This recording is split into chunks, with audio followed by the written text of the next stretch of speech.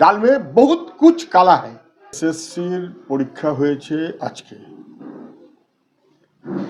পরীক্ষার্থীদের শুভেচ্ছা জানাই, তারা ভালো ফল করুক। কিন্তু সন্দেহ নানাবিধ। 22 লক্ষ পরীক্ষার্থী, 9 বছর পরীক্ষা হয়নি, 9 বছর পরে পরীক্ষার্থীর সংখ্যা 5 লক্ষ। কেন? পরীক্ষার্থীদের কি ভরসা নেই? এত অপদার্থতা সরকার করেছে।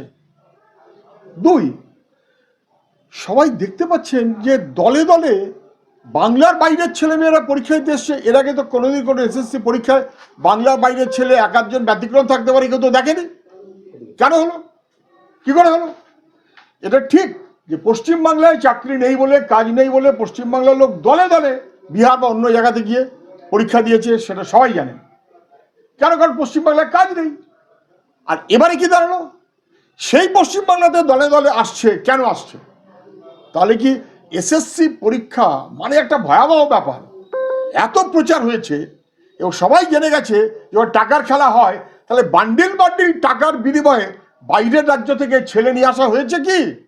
এই কোয়েশ্চেন তো আসবেই। This is not natural. এটা স্বাভাবিক নয়, অস্বাভাবিক। টাকার কারণে অথবা অন্য কোনো কারণে বাইরের রাজ্য থেকে দলে দলে এসেছে, যা অতীতে কখনো আসেনি। আমি পরীক্ষার্থীদের শুভেচ্ছা জানাচ্ছি, শুভ কামনা করছি, তারা সাফল্য পাক এবং শিক্ষক পদে নিয়োগ হোক স্বচ্ছতার সাথে। এই দায়িত্বটা সরকারের এবং এসএসসির। কিন্তু ছাত্রছাত্রীরা ভরসা করতে পারছে না।